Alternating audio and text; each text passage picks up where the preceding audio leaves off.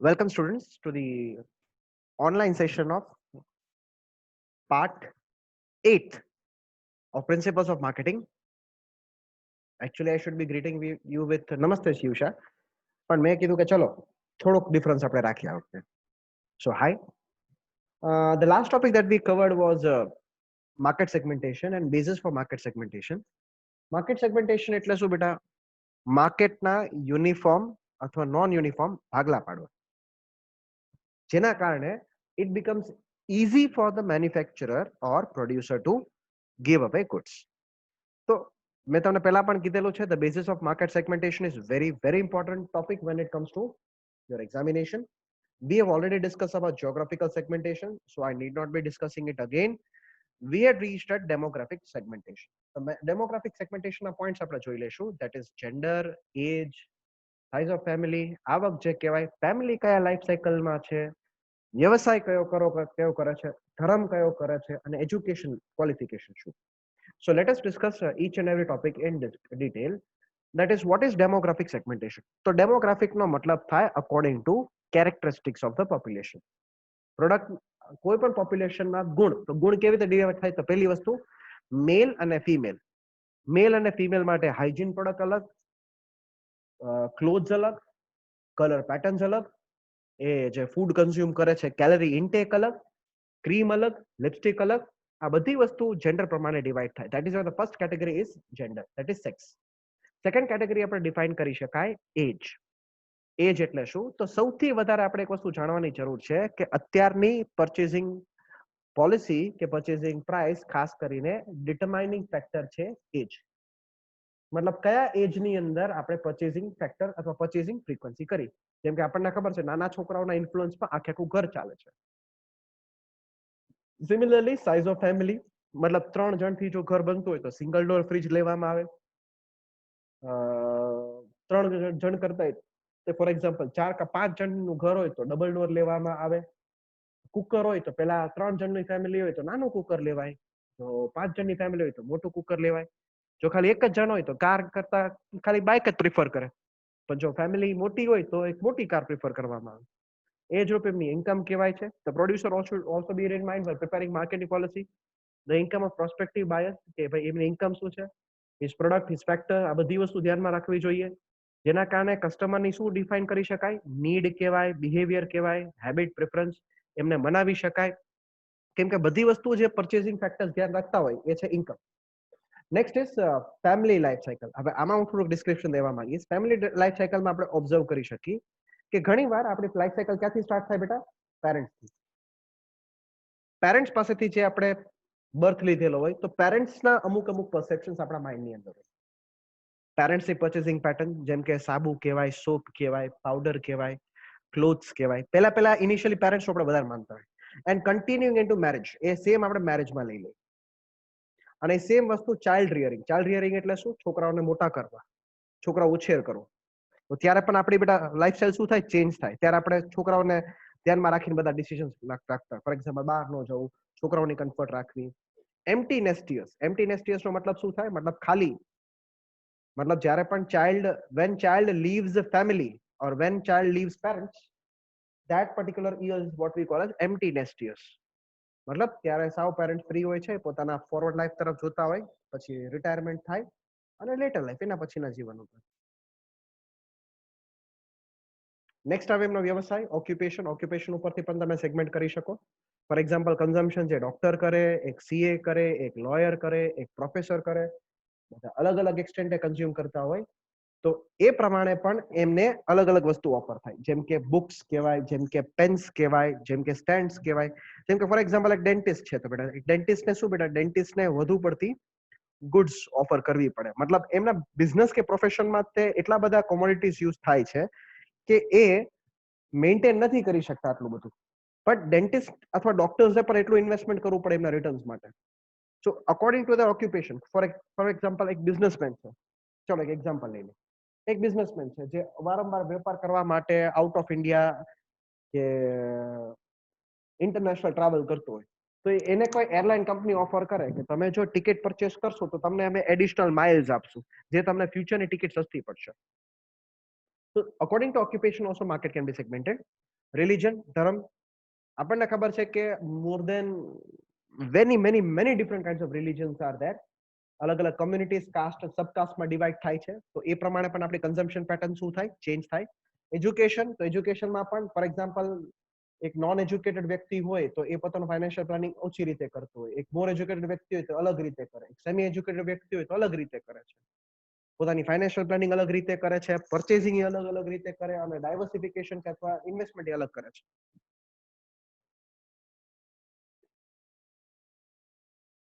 Psychographic અથવા personality factors, એટલે કેવા પ્રકારની વ્યક્તિત્વ છે. જેમ કે culture is the most fundamental determinant of a persons need. Culture જ નક્કી કરે છે. તો કલ્ચર એટલે બેટા શું કહેવાય બેટા? સંસ્કૃતિ. સંસ્કૃતિનો મતલબ શું થાય? તો કોઈ પણ એક ક્ષેત્ર કે કોઈ પણ એક રીજનમાં, જ્યારે પણ કોઈ વ્યક્તિ એમની હેબિટ્સ, એમની ટ્રેડિશન, જેમ કે ફોર એક્ઝામ્પલ વહેલું ઉઠવું, જેમ કે ફોર એક્ઝામ્પલ બ્રેકફાસ્ટ કરવું, તો આ બધી વસ્તુ કમ્ફર્ટ કહેવામાં આવે છે. સોરી, કમ્ફર્ટ નહીં, કલ્ચર કહેવામાં આવે છે. તો આની અંદર અમુક કલ્ચરલ એસ્પેક્ટ કે કલ્ચરલ ટ્રેટ્સ પણ હોય છે. જેમ કે એફિશિયન્સી કહેવાય, સક્ષમતા કહેવાય, પ્રેક્ટિકાલિટી કહેવાય, મતલબ વાસ્તવિકતા કહેવાય, પ્રગતિ જે કહેવાય, પ્રોગ્રેસ કહેવાય, મટીરિયલ જે કહેવાય, કમ્ફર્ટ જે આવે છે, આરામદાયક, ઇન્ડિવિજ્યુઅલિઝમ મતલબ દરેક વ્યક્તિની ફ્રીડમ જે ચાલે છે, એક્સટર્નલ કમ્ફર્ટ જે કહેવાય, બરાબર, હ્યુમેનિટેરિઝમ મતલબ માનવીયતા રાખવી, યુથફુલનેસ એટલે હંમેશા એનર્જેટિક રાખવી. તો આ બધી વસ્તુ સાયકોગ્રાફિક કે પર્સનાલિટી ફેક્ટર્સમાં આવે. એના તે નાના પેટા ભાગ પડતા હોય તો સબ કલ્ચર, મતલબ રીજનની અંદર પણ રીજન જે કહેવાય સબ કલ્ચર કહેવાય.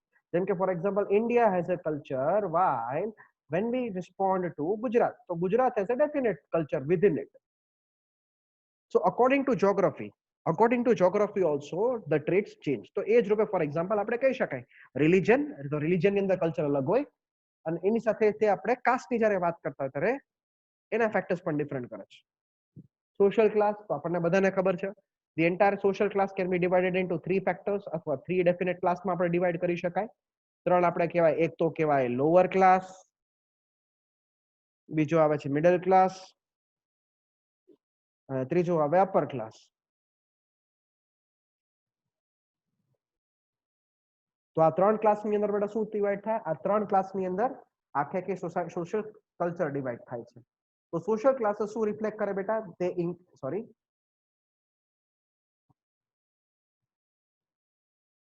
Social classes reflect the income status. They are hierarchically ordered and their members share similar values. એક જેવી વેલ્યુઝ છે, એક જેવી ઇન્ટરેસ્ટ છે, બિહેવિયર છે. Social classes reflect income as well as occupation, education and other indicators. જેમ કે આપણને બધાને ખબર કે લોઅર ક્લાસના લોકોની પાસે ઓછો એજ્યુકેશન હોય, એમાં વ્યવસાય પણ ઓપોર્ચ્યુનિટી પણ ઓછી હોય, પણ અપર ક્લાસ વાળાને હાઈ એક્સપેક્ટન્સી હોય. Those within each social class, કોઈ ખાસિયત શું બેટા લો મિડલ ક્લાસ કે અપર ક્લાસની, કે કોઈ પણ એક મેમ્બર કોઈ એક ડેફિનેટ ક્લાસનો હોય તો એમનું વર્તન કેવું હોય? સેમ હોય. Also within the culture, person are perceived as occupying inferior or superior position according to social class. ઘણીવાર એવું કહેવામાં આવે કે અપર ક્લાસના લોકો હાઈ એકોલોનને બિલોંગ કરે, હાઈ સ્ટેટસને બિલોંગ કરે છે. બિહેવિયરલ સેગમેન્ટેશનનો મતલબ શું થાય? According to the user rate. Usage રેટનો મતલબ શું? કેટલી વાર એ પ્રોડક્ટનો વપરાશ કરે છે.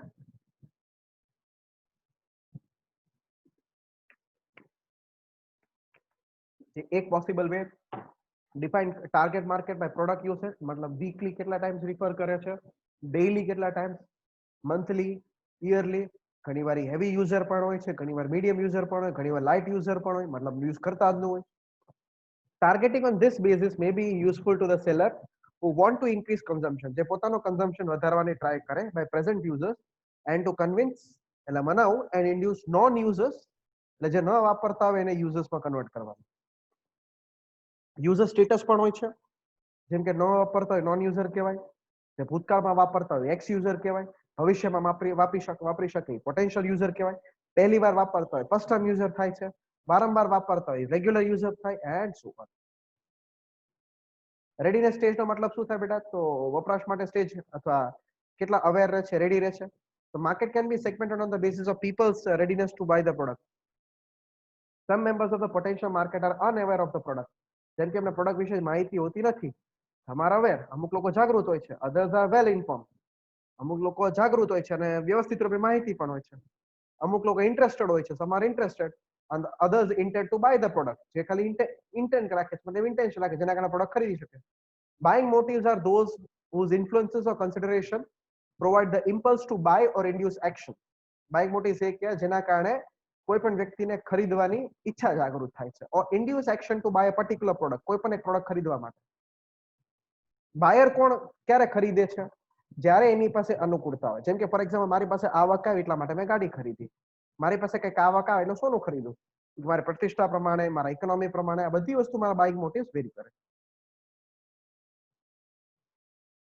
Next topic that we can discuss is target marketing. So we have completed segmentation.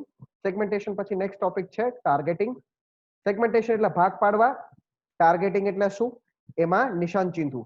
મતલબ જે પણ આપણે એફર્ટ્સ કરતા હોય એની ઉપર ફોકસ કરવું. તો ટાર્ગેટ માર્કેટિંગ ને આપણે આ નામે પણ ઓળખી શકાય. It is also called as focus marketing. So what is focus marketing or what is target marketing? The latest approach is to do target marketing is by subdividing the market. Market ને divide કરવું into many segments, ઘણા segments માં, and then deciding to offer a suitable product. એક અનુકૂળ product આપવું to some selected segments. અમુક નક્કી કરેલા segments ને which are tailored to the needs of this segments. Companies વધારે પડતી target marketing મતલબ એને જ ફોકસ રાખીને એફર્ટ્સ કરે. For example Horlicks. તો Horlicks is a health drink. તો એના માટે કોણ હોય? કિડ્સ. તો છોકરાઓને લાગતા વળગતા શોઝ હોય એને સ્પોન્સર કરે. એમના માટેના કાર્ટૂન્સ, એમના માટેના કલર્સ, એમના માટેના સ્ટ્રક્ચર્સ, એમના માટેની ઓફર્સ, એમના માટેની સેલ્સ પ્રમોશન. તો આ બધી વસ્તુ જે કિડ્સ માટે જે કરવામાં આવે સ્પેસિફિકલી એને ટાર્ગેટ માર્કેટિંગ કહેવામાં આવે છે. These days the company find it difficult to practice mass marketing. મતલબ મોટા પાયે માર્કેટિંગ કરવું ડિફરન્ટ બને છે. તો એ શું કરે છે? હેટ્રોજીનિયસ માર્કેટને એટલે વિવિધ પ્રકારના માર્કેટને એક સિંગલ યુનિટ તરીકે ટ્રીટ કરે. અને એ સિંગલ યુનિટમાં શું પાડી દે બેટા? અલગ અલગ ભાગ પાડી દે છે. જેના કારણે એમના એફર્ટ્સ બેટા શું થાય? રિડ્યુસ થાય છે. The differences arise because of the varying usage of the products, different buying motives and other factors. Market segmentation take cognizance of this difference. આ અલગ અલગ જે ડિફરન્સ છે એની માહિતી અને એની સજાગૃતતા લે છે. Companies have increasingly adopted target marketing. વધુ પડતી companies target marketing practices adopt કરે છે. It enables them to tap marketing opportunities better. Marketing opportunities સારી રીતે લેવામાં એમને મદદરૂપ કરે છે. Marketers develop a several separate product for each target market. Marketers શું કરે છે? દરેક પ્રકારના પ્રોડક્ટ માટે different kind of target market નક્કી કરે. They adjust the pricing, price નક્કી કરે છે, distribution નક્કી કરે છે, and advertising to reach the target most efficiently. This is a question that was asked in university, but હું ખાલી અહીંયા બે પોઈન્ટમાં તમને લખાવું છું જે તમને ડાયાગ્રામ રૂપે ખબર હોવી જોઈએ. જે છે first, what is market targeting process? તો સૌથી પહેલા માર્કેટ ટાર્ગેટ સેગમેન્ટ્સ નું ઇવેલ્યુએશન કરવું, વિશ્લેષણ કરવું. વિશ્લેષણ કરવું એટલે શું બેટા? વિશ્લેષણ કરવું એટલે કયા સેગમેન્ટ્સ આપણે કેટર કરી શકાય, which segments can be catered, how to cater. Selecting target market segments. Target market segments આપણે સિલેક્ટ કરવા and targeting strategies, અલગ અલગ targeting strategies રાખવા.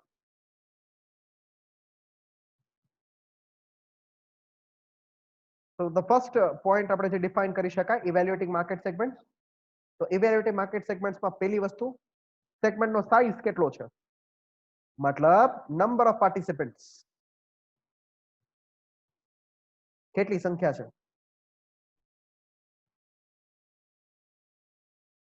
અને સેગમેન્ટ કેટલો ડેવલપ થઈ શકે છે.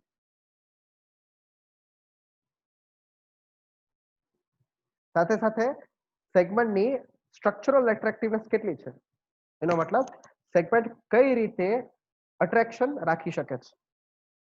કંપનીના ઓબ્જેક્ટિવ્સ અને કંપનીના રિસોર્સિસ ધ્યાનમાં લઈ શકાય અને એ પ્રમાણે એના માર્કેટ સેગમેન્ટ્સને સેટિસ્ફાઈ કરી શકાય. સો આ બધા પોઈન્ટ્સ, કયા points? Segment size, segment growth, સેગમેન્ટની સ્ટ્રક્ચરલ એટ્રેક્ટિવનેસ, કંપનીના ઓબ્જેક્ટિવ્સ અને કંપનીના રિસોર્સ. આ ત્રણ પોઈન્ટ આપણે ઇવેલ્યુએટિંગ માર્કેટ સેગમેન્ટમાં સમજી શકાય. તો હવે આપણે ડીપમાં સમજશું. That is, what is segment size and growth? In order to evaluate segments, the company needs to collect and analyze relevant data first. Related data first પહેલા એનાલાઇઝ કરે છે, સમજે છે ક્યાંથી ડેટા આવે છે, કે તે એક્ઝિક્યુટ કરે એ પણ ધ્યાનમાં રહે. But even if we have this data, આ બધા ડેટા હોય છે, what is the right size? સાચો સાઇઝ શું કહેવાય? And right growth for our company. There is no answer that applies to every company. કોઈ પણ એક સાચો આન્સર નથી. જે પોતાના કંપની માટે એપ્લાય થાય છે. In fact it depends on company itself. A company ઉપર ડિપેન્ડ કરે છે. બી પોઈન્ટ આપણે સમજી શકાય ધ સેગમેન્ટ સ્ટ્રક્ચરલ એટ્રેક્ટિવનેસ, મતલબ એ ભાગ જેની ઉપર ટાર્ગેટિંગ કરવામાં આવે એની આકર્ષકતા કેટલી છે. So the major structural factors that are meant here affect the segment's long-term attractiveness. લાંબા ટાઈમની attractiveness હોય છે. These structural factors are nothing less than 5 forces of Porter. Now, જે આપણે ટોપિક હવે સમજવાના છે, it is very very important because this topic belongs to a category of what we call as strategic management or strategic marketing.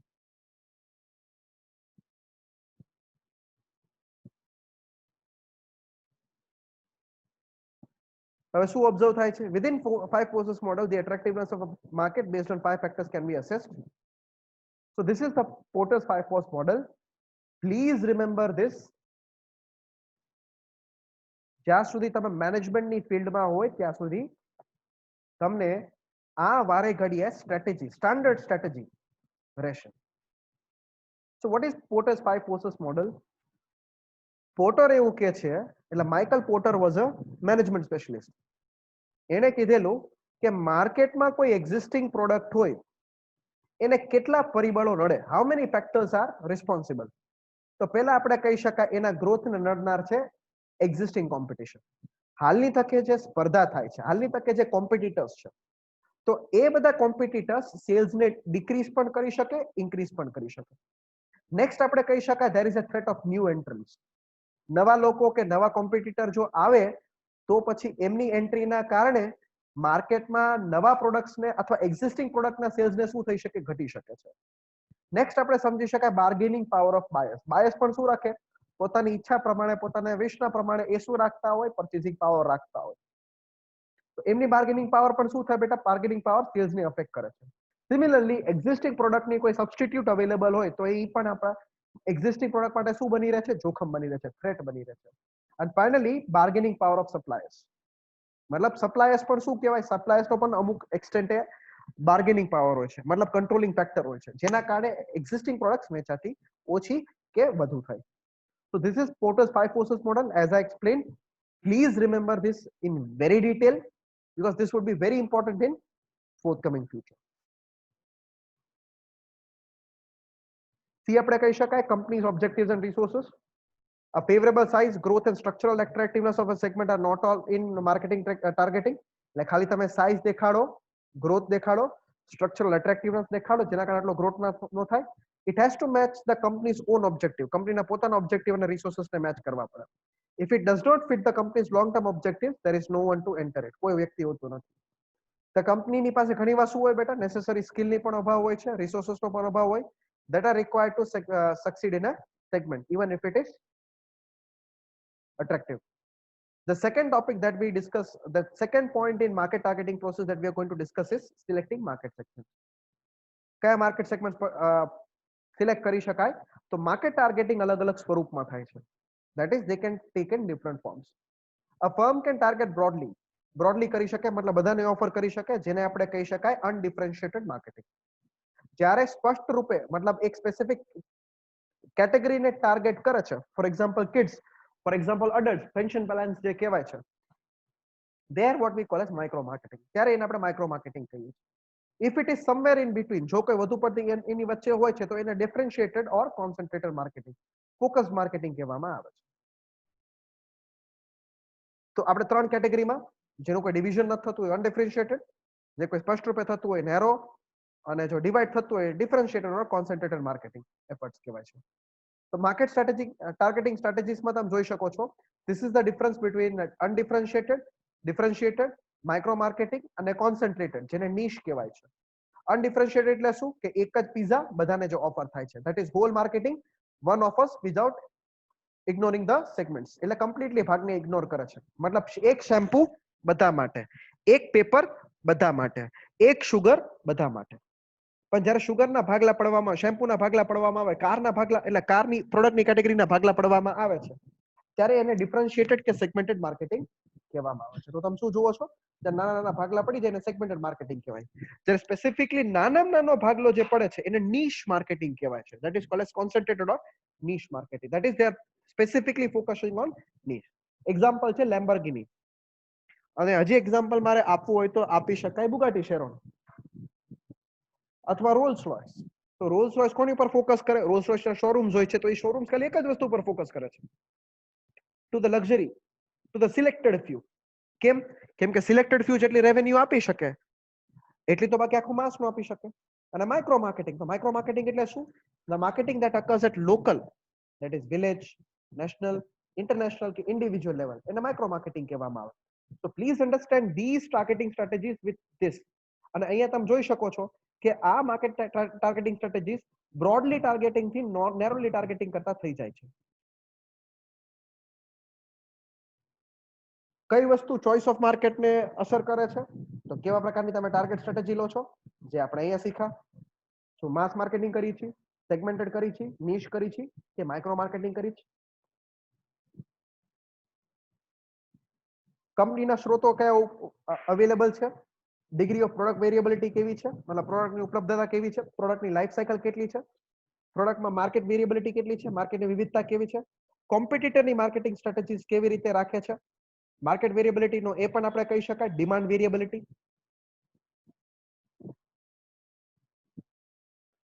પ્રોડક્ટની life cycle શું કહેવાય અને life સાયકલના કયા સ્ટેજની અંદર પ્રોડક્ટ બિલોંગ કરે. So these are the factors influencing the choice of market.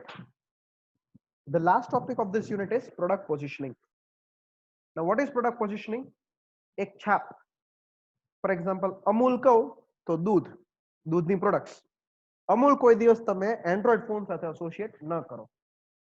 Google કહું તો એન્ડ્રોઈડ યાદ આવે, એપલ કહું તો ફોન. પણ કોઈ એપલના અલગ સોફ્ટવેર વિશે જાણે છે જે મેકિન્ટોશ છે? તો પોઝિશનિંગ શું કહેવાય બેટા? Positioning refers to a place. The place can be in the minds of the customer. જો લખેલું છે minds of the customer and how it is distinguished from the competitors. Competitors થી કેવી રીતે અલગ પડે છે? Product positioning is a marketing technique, એક ખાસ માર્કેટિંગ ટેકનિક કહેવાય જેનો ઇન્ટેન્શન બેઝિકલી શું છે? intended to present products in the best possible light to different target audience, જે અલગ અલગ ટાર્ગેટ ઓડિયન્સને ડિફર કરી શકાય. Remember this, product positioning refers to consumers perceptions. કન્ઝ્યુમરની પરસેપ્શન કહેવાય છે, એટીટ્યુડ કહેવાય, બિલીફ કહેવાય કે એમને આ એક્સપેક્ટેડ ક્વોલિટીઝ મળશે, એમને આ એક્સપેક્ટેડ યુઝેજ મળશે અને એ રિસ્પેક્ટિવલી કમ્પેર કરે. જેમ કે મહિન્દ્રા એન્ડ મહિન્દ્રા તો પહેલાથી જ ખબર કે ટ્રેક્ટરની સાથે એસોસિએશન, પણ જ્યારે એની જીપ જ્યારે જોવામાં આવે જેમ કે એક્સયુવી છે ત્યારે આપણને ખબર પડે વ્હીકલ છે. Mahindra and Mahindra for example આપણને ખબર, આપણને ન પણ ખબર હોય તો ઘણીવાર લોન્સ સાથે પણ એસોસિએટ થાય. તો આ પરસેપ્શનને ચેન્જ કરવા માટે માર્કેટર્સ શું કરે? Marketers offer conduct marketing research studies to analyse consumer preference and construct product position maps. અલગ અલગ પ્રોડક્ટ પોઝિશન મેપ્સ કન્સ્ટ્રક્ટ કરવાની ટ્રાય કરે છે that plots their product position in relation to those of competitors offerings. 7 objective છે product પોઝિશનિંગના.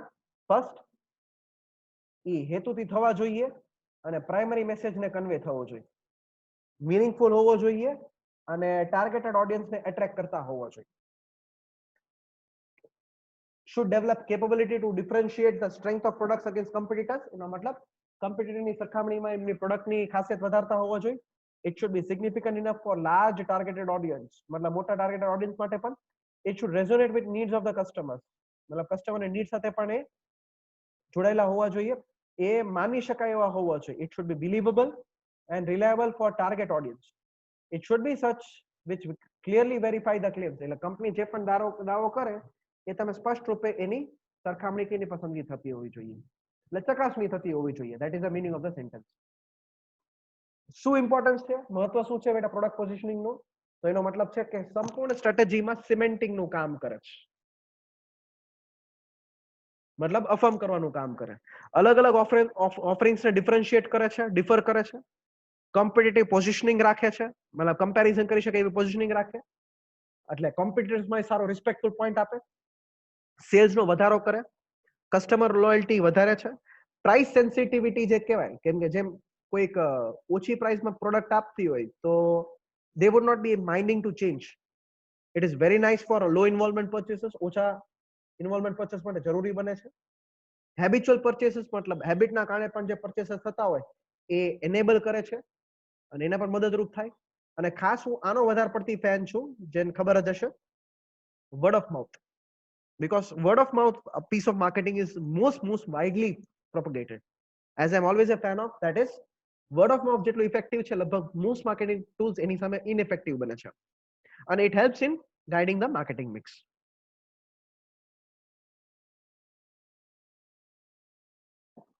So these are the various product positioning strategies. 7 approaches છે. So using product characteristics of customer benefits, જેમ કે physical characteristics. Physical characteristics નો મતલબ product નો size, weight, approach, services ની attributes મતલબ કેવા પ્રકારની service મળશે, જેના કારણે કેવા પ્રકાર આપણે ફીલ કરશું. સ્યુડો નો મતલબ થાય ઇમેજિનરી.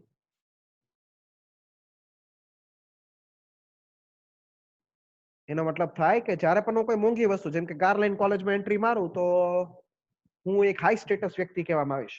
બેનિફિટ ફાયદા જે મળે છે. પ્રાઇસ ક્વોલિટી અપ્રોચ મતલબ પ્રાઇસની સામે ક્વોલિટી કયા આવી શકે છે. યુઝ ઓફ એપ્લિકેશન અપ્રોચ મતલબ એપ્લિકેશન કેવી રીતે થઈ શકે એના આધારે તમે પોઝિશન કરી શકો એપ્લાય ઉપરથી. પ્રોડક્ટનો યુઝર મતલબ પ્રોડક્ટ કયા સ્ટેજને બિલોંગ કરે છે, પ્રોડક્ટનો ક્લાસ કયો છે, મતલબ પ્રોડક્ટ લોઅર મિડલ ક્લાસ અથવા અપર મિડલ ક્લાસ અથવા ટોપ ક્લાસને બિલોંગ કરે છે.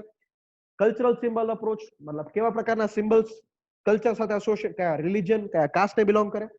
અને કોમ્પિટિટર અપ્રોચ એટલે કોમ્પિટિટરની સરખામણીમાં કેવી રીતે ફિક્સ થઈ શકે છે. So this would be the last topic for the entire part 8. So product positioning process. So what is product positioning process? કઈ જે પ્રોસેસ થી તમે પ્રોડક્ટને કસ્ટમરના માઇન્ડમાં અફર્મ કરી શકો એને પ્રોડક્ટ પોઝિશનિંગ પ્રોસેસ કહેવામાં આવે છે. તો પ્રોડક્ટ પોઝિશનિંગ પ્રોસેસમાં ફર્સ્ટ સ્ટેપ છે know your target audience well. Target audience તમને વેલ પરિચિત હોવો જોઈએ. ટાર્ગેટ ઓડિયન્સ તમારે ફેમિલિયર હોવો જોઈએ. એના આધારે તમે પ્રોડક્ટના ફીચર્સ એમને identify કરાવડાવો.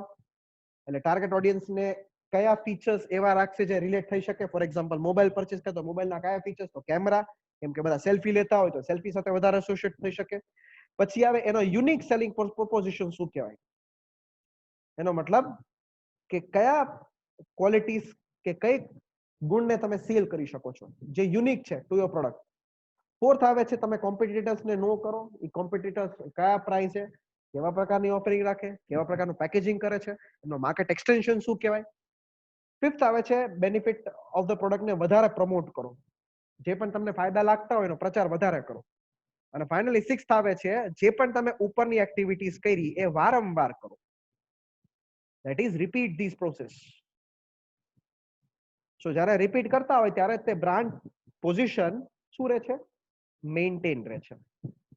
So I hope that would be all for a product positioning process, which is very relevant from this entire 8-page slide or 8-step last slide.